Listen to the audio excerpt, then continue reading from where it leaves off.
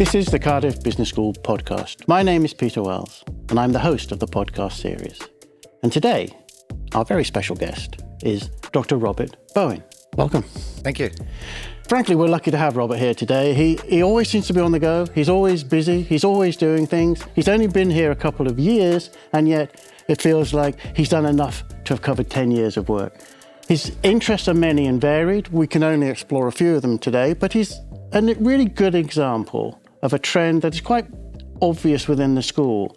People who have come through diverse pathways to come to us eventually, who have had a rich variety of experiences and who can then bring those experiences to bear in their work, in their research, their teaching, their engagement, their policy actions, and all the other things that we do. So today we will explore some of those themes with Robert. We are lucky to have you here, Robert. You've landed, you've taken off again. I feel I should ask you for your boarding card and your passport, just so you can feel comfortable. How did you settle with us? Tell us a bit about your history, your path towards us. Well, thanks for the welcome. It's only been 2 years, but as you said, in some ways it does feel a bit like 10 years, the way that time has gone. Well, I guess I started off my career in Aberystwyth University, where I did my PhD. My role there actually was through the Coleg Cymraeg Cenedlaethol, where my role was to create the Welsh language provision in the business school. And after 4 years, then I left there to go and work at Swansea, worked there for 5 years, and I joined Cardiff in 2022. So it's great to be here. And I feel like I found my home in many ways, because it's an environment which I really enjoy working in. And also the ethos of the public value is also something that resonates really strongly with me as well. You left out the bit about France. I did, yeah. It feels like that was sort of a first career, and this feels a little bit like a second career. But this is an interesting feature. You know, you've had that first career. Tell us a little bit about France. Well, I guess I should go back to my undergraduate degree. That was at Cardiff University, and I've now come back full circle in many ways. But my undergrad degree was studying a BA in French and German at the School of Languages in Cardiff. And then when I graduated in 2005, there were 3 posts being advertised at the time in Cardiff for people who were graduating from Cardiff to go and work at the University of Nantes in a role that was kind of like a teaching fellow. So I took up one of those roles and I went to live in Nantes. It was a job that was only available for 2 years. I ended up staying for 7. By accident. Well, these things happen. But Nantes and Cardiff are twin cities, and it was just somewhere that I really settled quite well, I think. Even if I didn't really settle necessarily into the French way of life directly, it's quite hard to sort of integrate into French society in some ways, or meet French people and have French friends around you. That eventually happened through playing touch rugby, which was a nice way to sort of integrate into society there.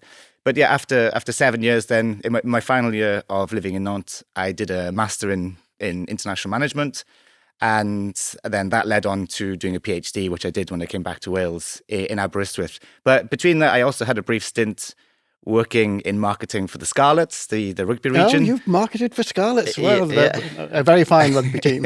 Well, they were then anyway. At the time, they were doing pretty well. Yeah. I like to think that links up with my work. Yes. But no, nowadays things have changed a bit into the hierarchy of Welsh rugby, and these things change, and their time will come again. Sure. One of the interesting things that I did while I was working there was because I was starting off on my research journey at that time, sort of starting to get into my PhD, they wanted somebody to work on developing the sort of what they call the Heritage Trail, which is essentially a museum within the stadium that looked at the rich history of rugby in Llanelli. So I worked on a project there where we created sort of the content for the museum that's now based in Parc y Scarlets in Llanelli. So I guess that was part of my early research journey. And then afterwards, I left that role to do the PhD full time. Perfect. And you've got to focus on what could broadly be said as rural, small business, entrepreneurialism, food, drink. You're obviously out there supporting our economy and enjoying life. What connects all of these themes together for you? Well, I'm from West Wales originally. I'm from Carmarthenshire, the Garden of Wales. I guess growing up in a rural area, particularly in rural West Wales, it's a very sort of particular environment. There's a strong sense of community. There's a strong sense of belonging with elements of the Welsh language as well. And I really identified with a number of local businesses, particularly food and drink businesses, really, and you see what exists in the local area. But I think that interest in food and drink was really born from the time living in France. I was living in Nantes, which historically is the capital of Brittany, although nowadays it's not officially part of Brittany. It's been removed and it's its own sort of region. And there was a strong cultural element to that, very similar to what we have in Wales in terms of the language and identity, but also food as well. And Brittany as a region is one of Europe's largest food-producing regions. And it sort of was something that made me feel like home in many ways. And there was that strong sense of place whilst I was living in Nantes. And the Breton identity was really strong as well. And it was while I was there that I got inspiration for, at the time, my master's research thesis, which was looking into the export of Welsh food and drink products. Okay. Whilst living in Nantes, I suddenly started Here's the thing that I have seen a bottle of Tynant, which is, as you know, a famous Welsh water brand. I've seen a bottle of Tynant in Shanghai on a wall in a hotel. They had a whole wall of those bottles, and in a restaurant in California. So somebody somewhere is doing a remarkable job exporting Welsh water. Yeah, absolutely. And I think Tynant is maybe one of the sort of leading examples maybe of iconic Welsh foods in terms of, the visibility of the product. I actually interviewed Tynant as part of my my research on my master's dissertation. And it was really interesting to hear about what they were doing. And for them, product placement was a big thing because their water bottle is quite iconic. And, you can watch an episode of Friends and somebody opens the fridge, takes out a bottle of Tynant, and they, that's part of the program. And it's not obviously something that is a strong brand in terms of you see the label and things like this, but you see the bottle and you identify the product immediately. And that's the strong element of that brand there. But I guess one of the things that I noticed when I was living in France was suddenly around some of the local eateries and drinking establishments of Nantes that maybe I used to go to at the time, you started to see some Welsh products emerging. They were selling Brains beer in the local pub that I used to go to. And they also used to sell... Brains being a locally Cardiff-produced beer, isn't it? That's right, yeah. So Brains, historically, you arrive in Cardiff and you see the Brains chimney of the brewery in the city centre, but it's a very much a Cardiff beer, Brains. And they're selling in Nantes. So they were selling that in Nantes, and also there was a crisps business that was also from Wales that I also used to see quite visibly in Nantes as well. And I thought, well, this is really interesting. I'm suddenly starting to see Welsh food businesses, more prominent in Nantes, which is not the biggest of cities in France, but obviously it's outside Wales, and it's the reach that the food is having. It turns out that was due to a Welsh person living in Nantes who'd go back home to Wales, fill up a van with different types of foods, and then take it out to Nantes and sell it to local businesses. So it's not such a... Well, it's interesting because I have a sister living in Inverness. In Inverness, there is a cheese shop run by Dutch people who do precisely the same, bringing Dutch cheeses to Inverness. So it's an interesting kind of foothold in the local market. But your work has also taken you into the policy space, hasn't it? Yes, to some extent. I guess as researchers, we want to make a difference. And I guess that I've been fortunate that I've been in positions where I've been able to engage with policymakers over the last few years. I've been to give evidence at the Senedd a few years ago, and I was part of a consultation process around developing a food and drink strategy for Wales in 2019. COVID then obviously came in 2020, and that got sort of delayed, and we're still actually waiting now for a new food and drink strategy. So just out of curiosity, is that about resilience in the sense of having a local food economy and not having so many imports, or is it about developing an export business and helping the economy in that way? Well, both really. I think we want to see a thriving Welsh food and drink industry because of how important it is to the Welsh economy. We know that rural parts of Wales are very much about agriculture, food production, and they support many jobs in local areas. And again, it's part of the identity of many parts of rural Wales as well. So having that strong food industry is really important. Export markets can be very beneficial, obviously, in sort of expanding or helping to grow that market. We could look at the Scotch whisky market as being a leading example in the UK. Its value is around sort of £5 billion. That's quite significant, I guess. We can aspire to maybe reach those levels, I guess. But it's having an export market, I guess, is important in terms of helping the industry. But also, I think we need to look at things like sustainable food production, food security is a big issue at the moment as well. Local food miles. What's important is that maybe we have local producers who are helping to support the local hospitals and schools and having that strong supply chain on a local level. Because typically the UK does import a lot of food. Indeed, and there are a lot of internal food miles. I mean, as a child growing up in rural Wiltshire, there was a local dairy, there was a local abattoir in a small village. But those things get centralised, and then you see, for the major supermarkets and so on, the food goes through many stages in many different locations. I suppose Wales needs to capture more of that value.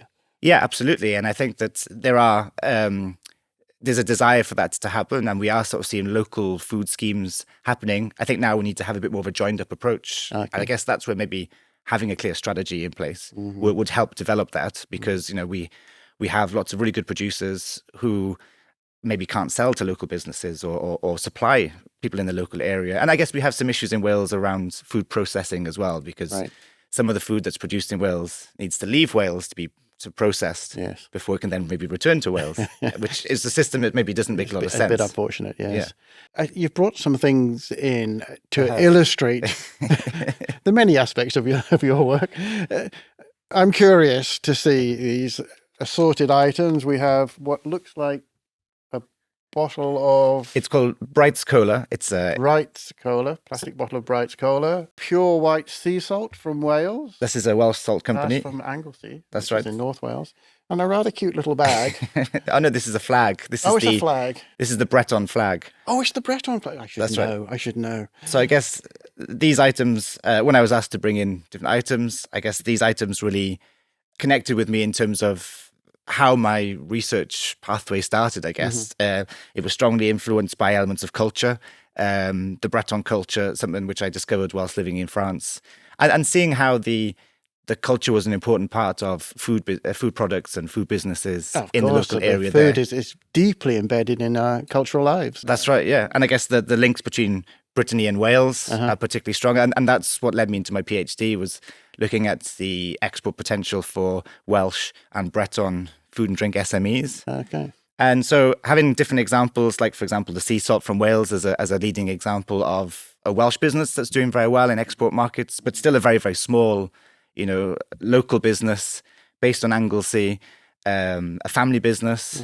supporting, employing local people. Yes. Also really supporting the food culture around that area as well through working with other businesses nearby. And I've spoken to a few of the businesses about the work that they do with this or with this business, and sort of sharing resources and ideas is an important thing.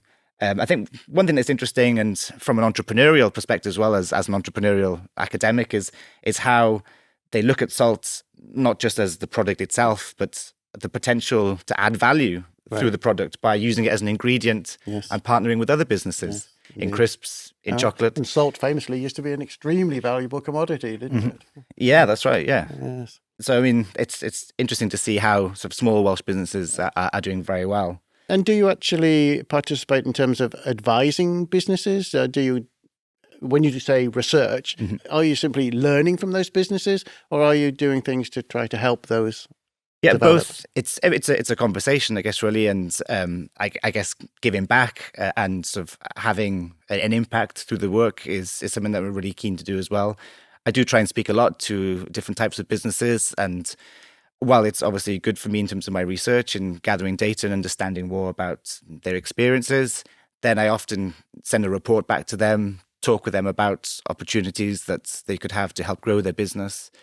Yes, you must have a good network by now. Well, I mean, it depends really. You meet many people out there. I mean, and that's a really good thing to do in terms of the work that we do as research as well, is sort of learn from different experiences, because every different food business or small business, they have a very different story to tell, and it's really important to hear their experiences and see kind of what issues are affecting them.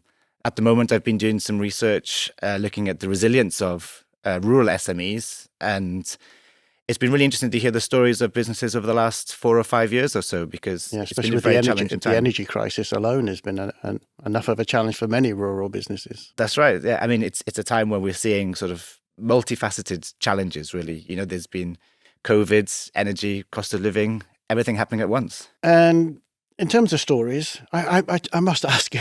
I mean, I've done a fair amount of media work myself, but I feel that my crown is slipping here, and that you're doing a fantastic job in communicating about these issues. You seem to be very much a go-to person for the media now to talk about these kind of rural affairs, small business, and so on. Do you enjoy that kind of work? Yes and no. I mean, it's nice to sort of talk about different issues and maybe raise a few issues that I've encountered from my research that maybe people are not so aware about, and then you can talk about them and bring media attention to them.